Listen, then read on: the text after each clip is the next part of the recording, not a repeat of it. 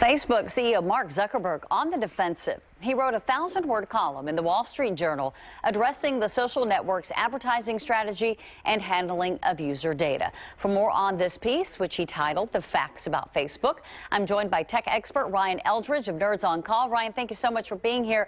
Before we get into the specifics of this column, what do you think about Zuckerberg writing an op-ed, and in the Wall Street Journal, nonetheless, pretty significant? It was really significant, but unfortunately, when I read it, I felt it was just disingenuous. I think that unfortunately, Mr. Zuckerberg was stating facts, but not telling us the whole story. Where he was saying that Facebook doesn't sell user data. That's absolutely true. He doesn't go on a marketplace somewhere and sell data about users, but he certainly sells access to that data. And I think based on the way that article was written, he didn't make that very clear. Yeah, I want to start by talking about something that he mentioned, which is he says that, he justified the use of advertising on Facebook and going back to, advertisers having access to certain user information, right? And he said, though, that he wanted to create something that would give everyone a voice, and that without the ads, it would not be possible to make that service free and available to everyone. Do you buy that argument? I do. I think that Facebook is just a natural force now.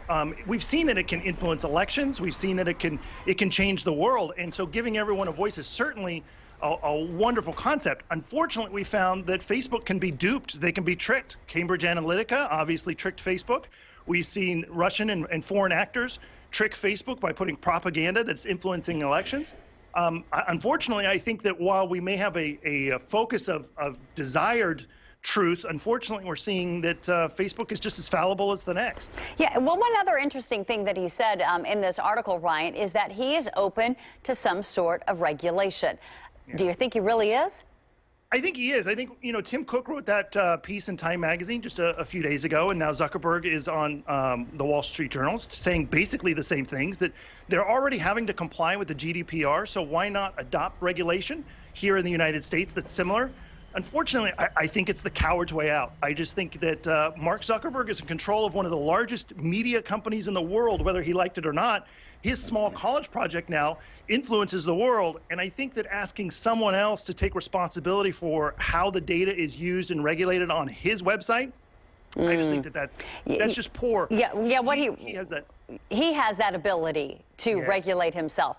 He wrote, though, we need to be clear about the ways we're using information, and people need to have clear choices about how their information is used. And I know that you mentioned that you found this article disingenuous. I heard other people say that it was a little bit condescending because it reminded Facebook users that they have the ability to restrict some of their information being shared. It was almost sort of like, pay attention. This is how you can stop this from happening. Kind of, like I said, a little condescending. Yeah, and if you've ever been inside Facebook's privacy settings or tried to play around within there and try to say what Facebook can and can't do, it certainly seems that those menus are purposely confusing and frustrating. I don't think that Facebook really wants us to control. Ultimately, we really have the choice. Do we use Facebook or not? And if we use Facebook, we have to play by their rules. It's their game, unfortunately. And that's just not, like I said, it's just not genuine. I think that he's making a fair argument for business, but he's not making a fair argument for his users. Yeah, and as I mentioned, in the Wall Street Journal, I think it was clear he was trying to reassure investors, not so much reassure users. Ryan Eldridge, always appreciate your time. Thank you. You're welcome.